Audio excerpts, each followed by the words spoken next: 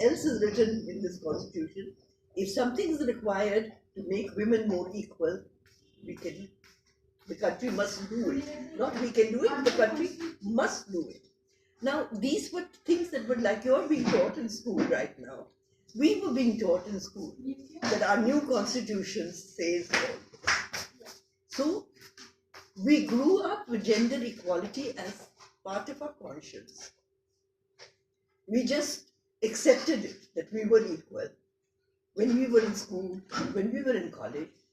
And then, when we came out of college, like I was telling you at lunch table, that I went to try and get a job. When I was in college, I was very privileged. I found, because like you're very nice, composed, you want to talk, do things. I was like that too. And I was selected to be on television. 1956, when there was no television in India, but BBC had television. And they came and they interviewed a lot of young people. And then they selected me to be one of the 2 women that were to represent Asia. And they asked me questions, what would I like to be? And so that gender equality was, something we just thought that we could be anybody. And because I was selected for television, I'll take you to my room and I'll show you that I got it on my in front of my desk. I was being interviewed and I interviewed the person back. And the Statesman printed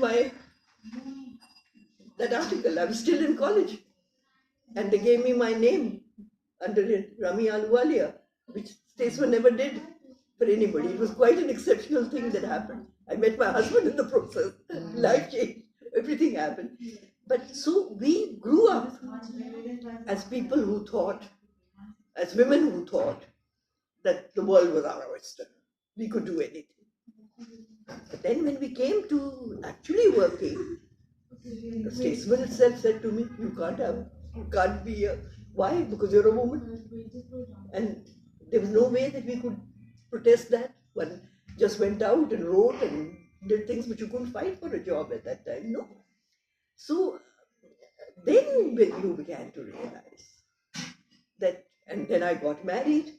And then while I married a very nice man, but I had a very tough family to deal with. In those days, mothers-in-law were not as nice as mothers-in-law are now.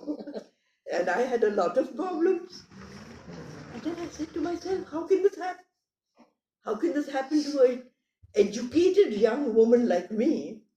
And if it's happening to me, God knows what's happening to the rest of the world around us. And I was privileged. I was able to write when I was still in college.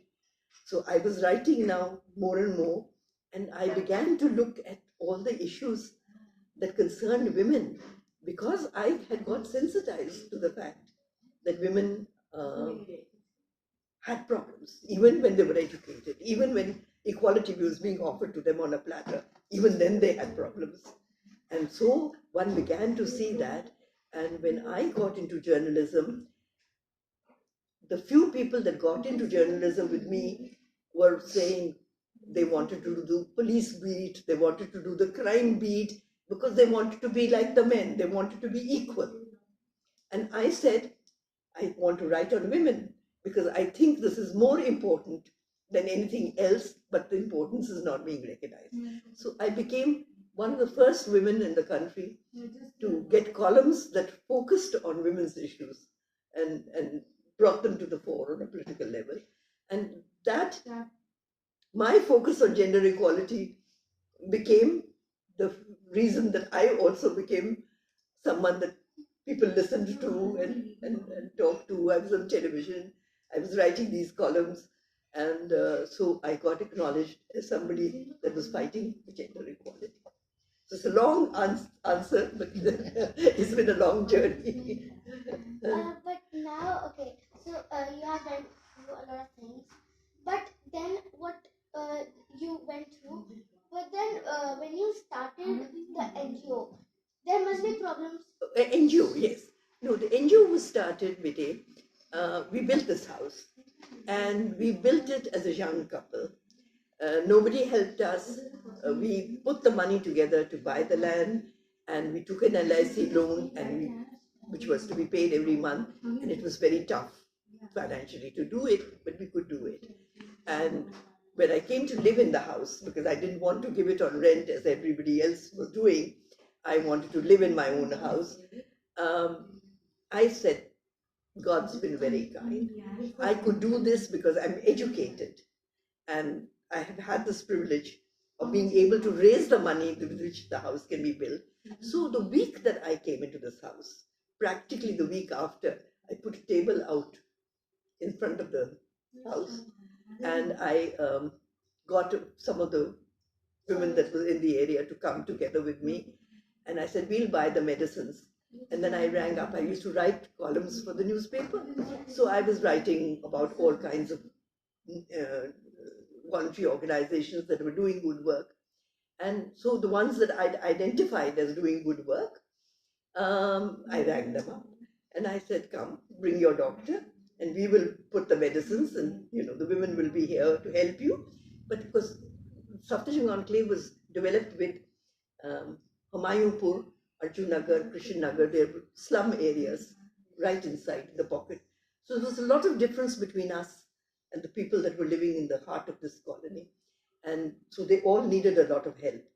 And so we started working.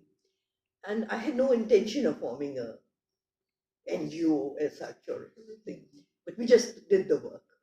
And then, interestingly enough, you may not have heard, or maybe in your history books you will have read, Sucheta Kriplani. She was a great freedom fighter. She was a great associate of Mahatma Gandhi, and she became the first chief minister of UP, Uttar Pradesh.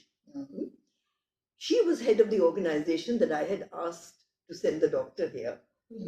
And she came and saw me, and she was sitting here in the sofa where you're sitting now.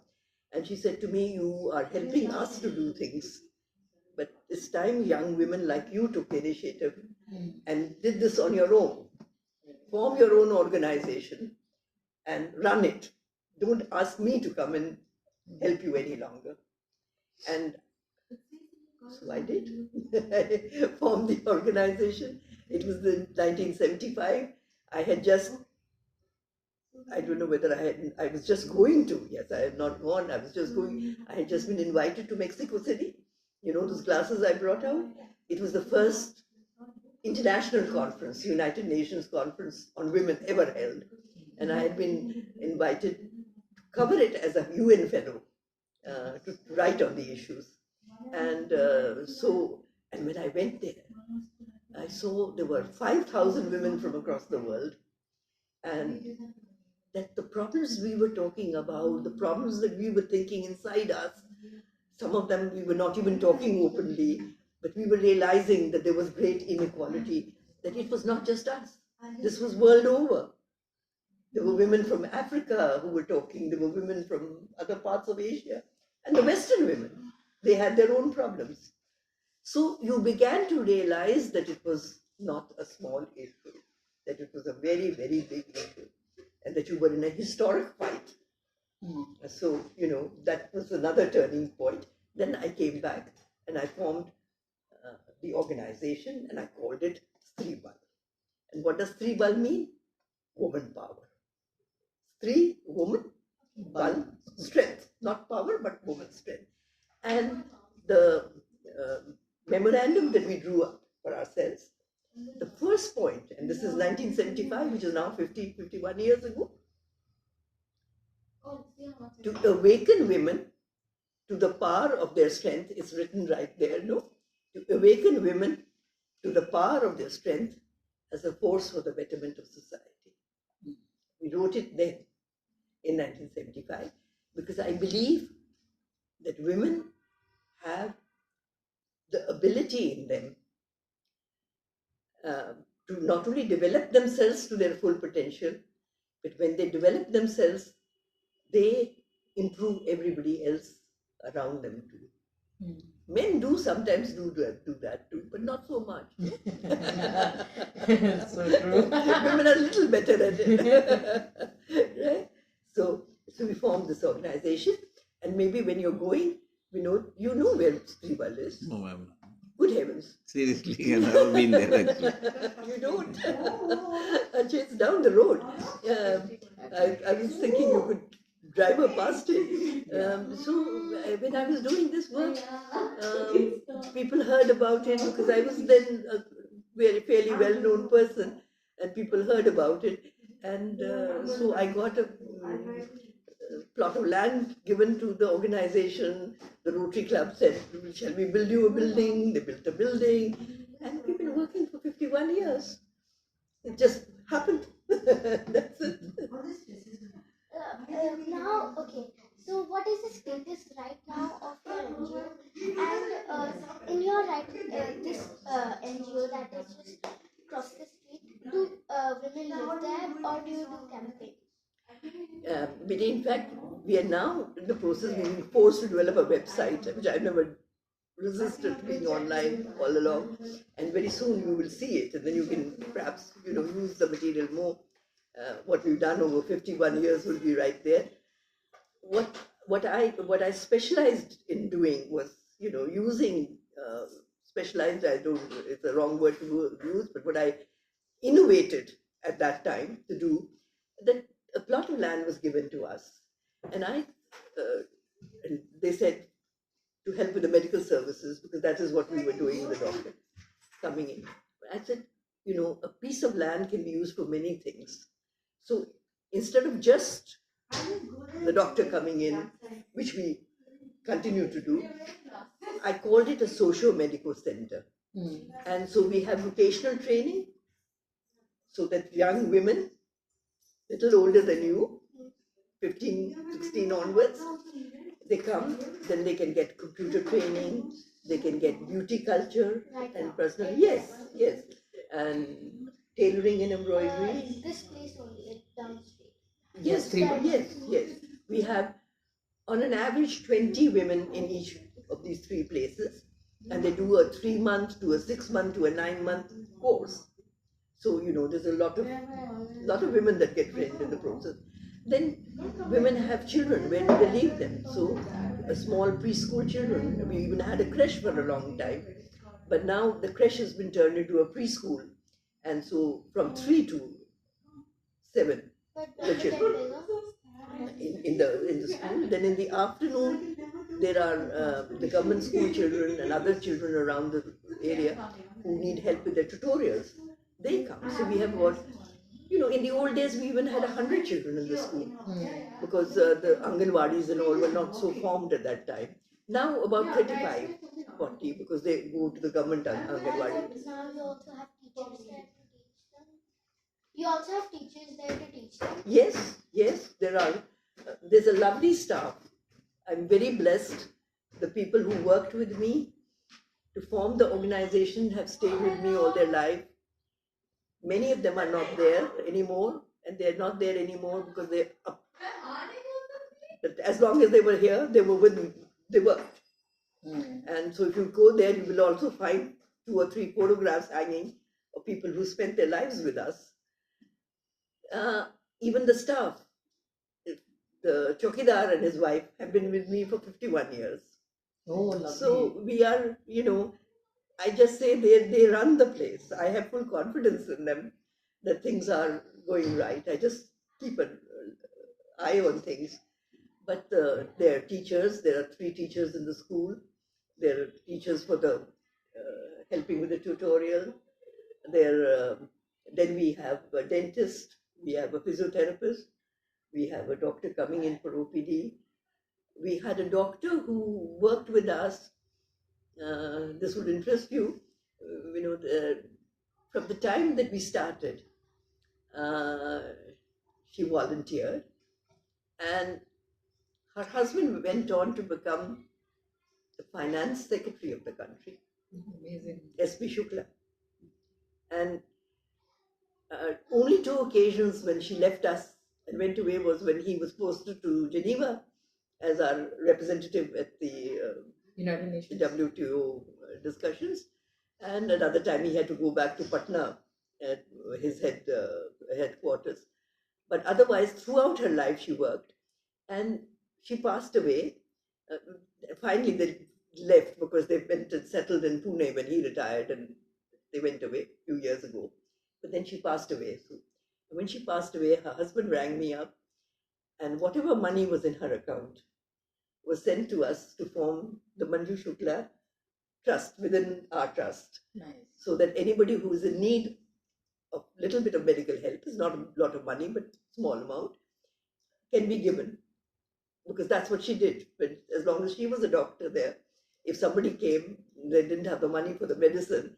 And you see, before there was a lot of poor people. No longer so. The area has changed now. But when we started out, there were a lot of poor people. And she would help out with the medicine. Somebody needed an X-ray. And so now the trust in her name continues to be able to fund that kind of thing.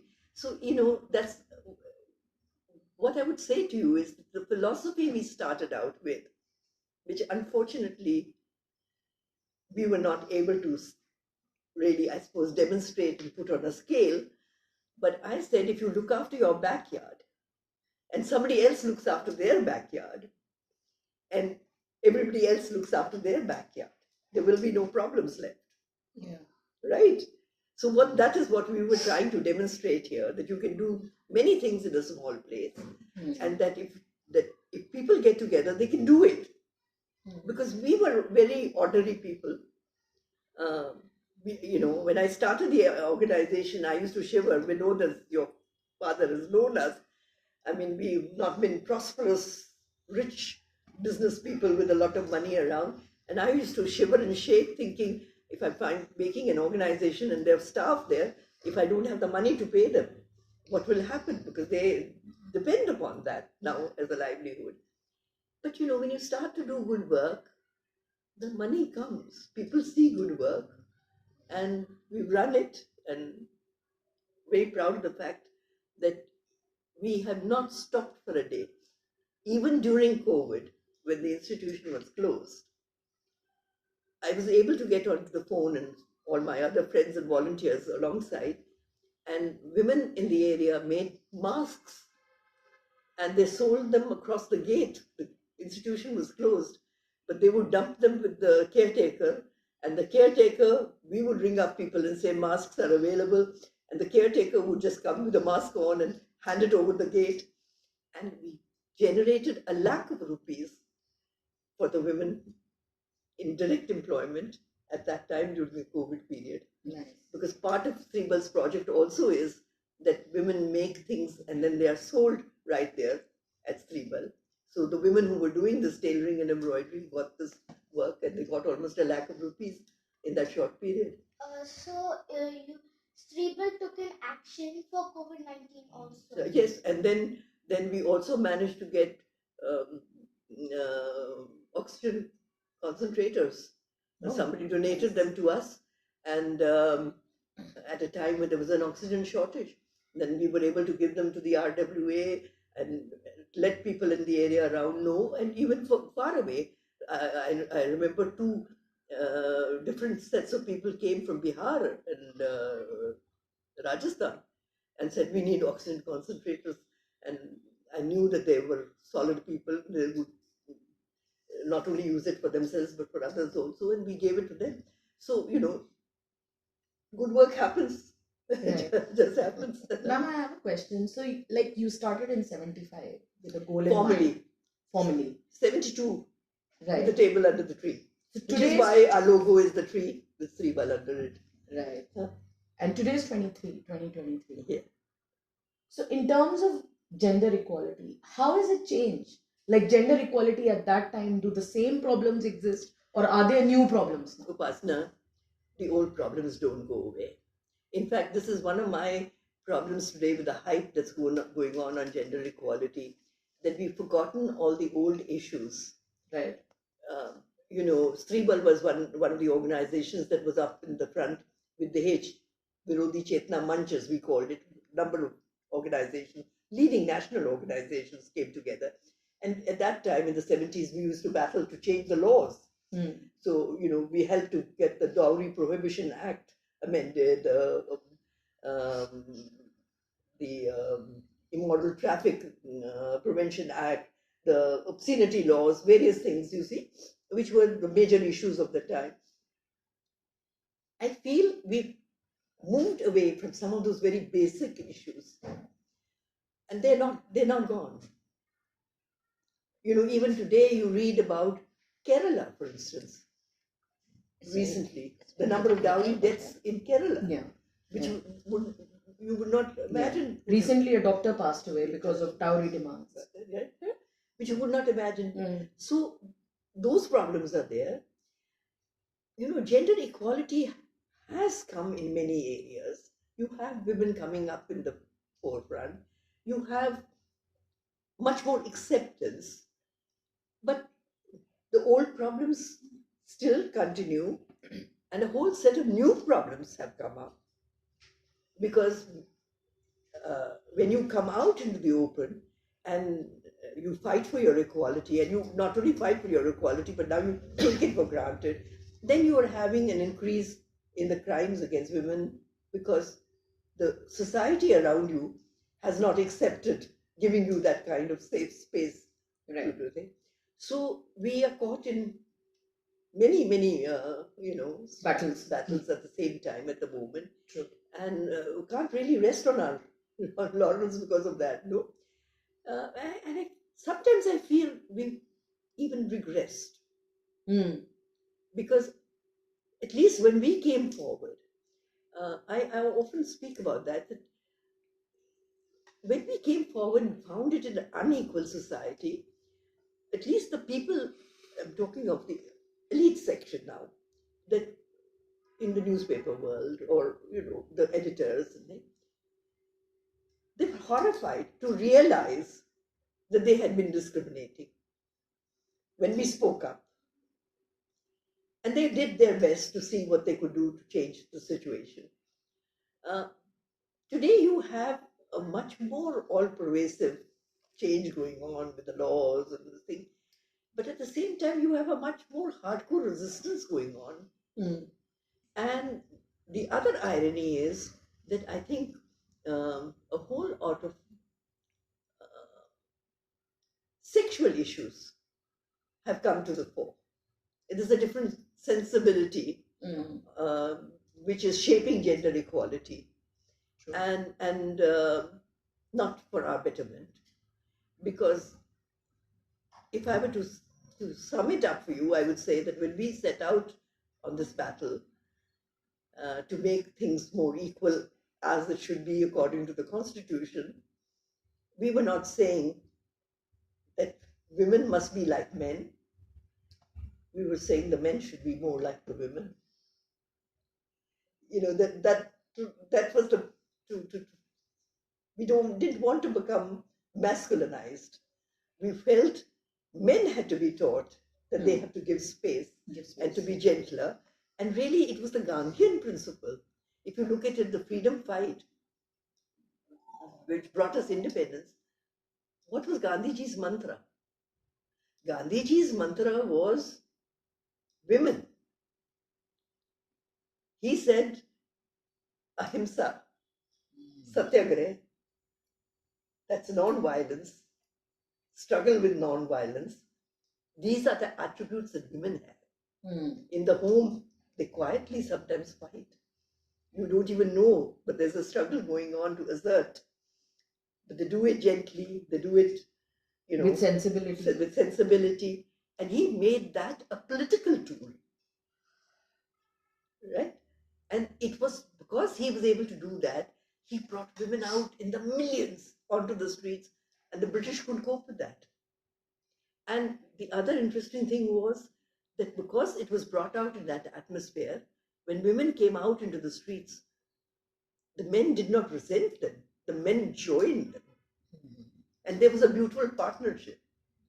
And it was that synergy of men and women together, struggling for the same goal, that brought independence. Right? And so those of us that were talking in the 70s when we were, what happened in the 70s? The 70s, is a book that you should get hold of. There was a report called Towards Equality that was made by a commission that had been set up by the government. because of this Mexico City conference that I told you that I went to in 1975. So Indira Gandhi was the prime minister of the country at that time. And, India was one of the few countries that had a woman prime minister. And so they thought, when this conference was to come up, that India would present a report to this conference, which would say that we have a woman prime minister, we have a constitution that says equality, we are doing great things in this country, although we are in what they call developing countries. But when the report came out, there was a set of people who later became good friends, but they were distinguished academicians who were put into this committee, and they did a sincere job of work. And this report that came out towards equality was the most startling report, because it showed that while the Constitution said equality, actually in the field, the situation was so bad that the women were dying. I'll just see you later, Hannah. I have to go to the bank. Where is Sachi? She's just gone up. That the sex ratio, have you heard of this? The sex ratio was unequal. Now, what is the sex ratio? The number of children that are born, the number amongst them that are girls, the number that are boys. Actually, you would imagine that they would be more or less equal. And the world over, they say more boys are born the world over, they say that more girls are born rather than boys. But in India and in many other parts of the world, in what was then called the developing world, you had the phenomena that more boys were being born than girls. And it was not a natural phenomenon. And then they began to look into it, and they found that in certain places even there was still female infanticide, or there was, different ways by which girls were being eliminated. And then in any case, that was one part. But there was a neglect. People didn't want a daughter in the house. Or they wanted a daughter, but only after a son had been born. So the son had a priority. And if the family didn't have enough in the house, then if there was food, the food went first to the boy. If there was a medical care, well, the girl fell ill, they couldn't take her to the hospital, but if the boy fell ill, they took. So you had more girls dying and falling ill. Then there was, in later life, girls getting married very early because they said they're pariah dhan. They just passed them off. They said they're not going to do anything to our family. They put them, so the earlier they go to the other family, the better it is. So, and these young women then had early pregnancies. And because they themselves were barely children, the children that were being born were not so healthy. And so they were dying, because when you are young and you have children, you're not ready for it. And so there's a higher, what they call maternal mortality, dying in childbirth. So there was a very heavy toll of children, of women dying in childbirth. And then the children born in that situation, the children dying, so high infant mortality. So all these things were there, and we, for the first time, realized, when we read that report, that how deep were the problems of gender equality. And that it was an issue of life and death. Nothing else but survival. And so, very basic policies had to change. It was not something that could be only tinkered with. It had to be fought on a different plane altogether. So 75, when that report came out, suddenly there was a women's movement. There was a surge. And that's when I said we formed the Desh Virodhi Chetna Manch, and, we looked at the laws and we helped to change those laws that make them, demanded a national commission for women should come into being, demanded that the Ministry for Women and Child Development should be formed, that there should be a focus. the planning commission should look at women's issues in a thing. So, we began to look at it at policy levels. So that, I don't know why I went into all this. What was your question that I was explaining? But that was a time when a huge surge came. Yes, that was what I wanted to answer to you. The surge that came in the 70s when this women's movement started, and we realized the women were dying and that we needed to do something to change the situation. We still were fighting the battle with the Gandhian philosophy in our mind. And we were not talking about, I'm a woman and you're a man, I'm better than you, none of that. We were still saying at that time, look, both of us can. There's a mismatch going on here, and we have to put it right. And we are comrades. And we did not want to become men. No, we said women are very good. In fact, we were a little superior. We said women are even better. And so you better be a little bit like us. Right? That's what we were talking about. But now, to go back to what you're saying, I find the women's movement of the 90s and the 21st century, if you can do it, I can do it better. And some of the things are not so nice that the men were doing, and we wanted to change them. But we're now joining hands and saying we're doing it better. So it's not going to lead us to anything good, no? So I'm against that. Correct. And I'm unpopular with the women's movement for saying that. Yeah, it's not about bringing people together. It has become about competition, one-upmanship. And not one-upmanship.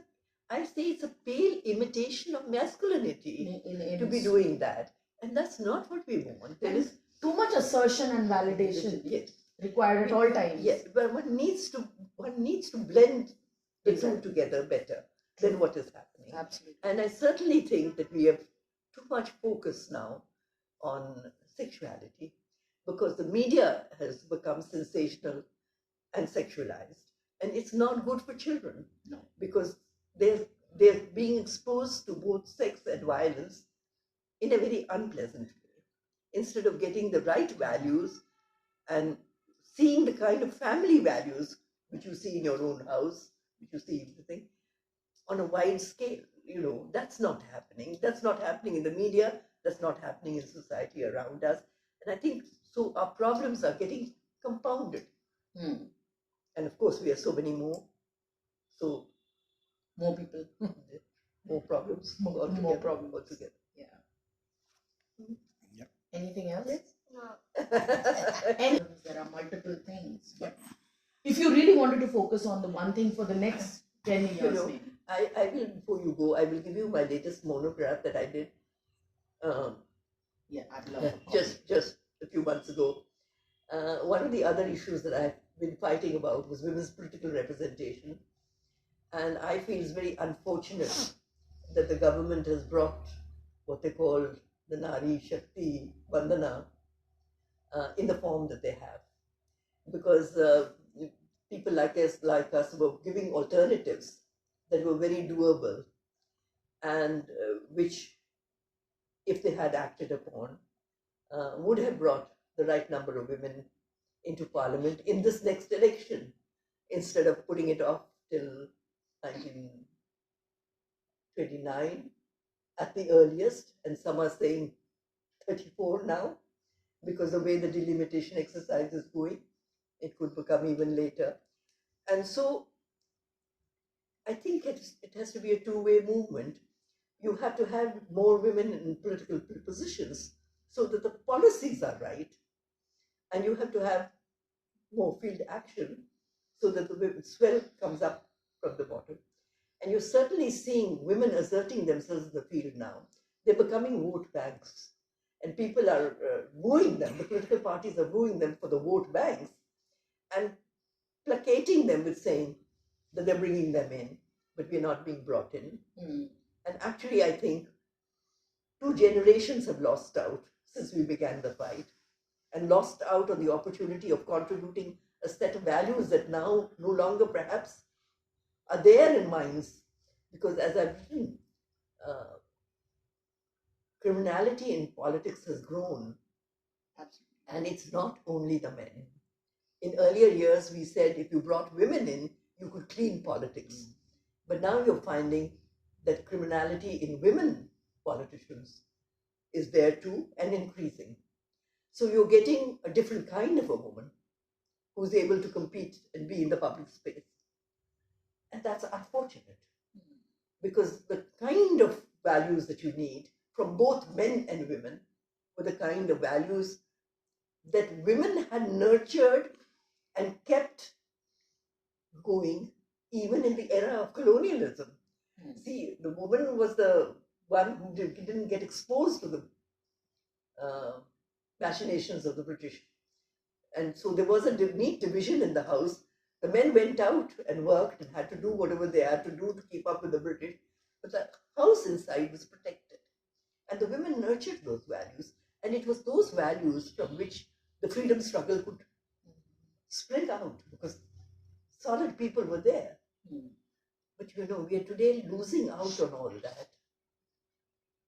And so if we want change, I think the change will have to be precipitated to bring the right kind of women into policy positions alongside. It's an important thing to happen, but I don't see it happening. It will take a lot. Yeah. And even, yes, as I said, even the women that are coming into policy positions, their perspectives are changing now. So where is it? I mean, even when we say a traditional perspective, even this whole Hindutva and the temples and everything coming in, but it's a very confused traditional perspective that's coming in. It's not.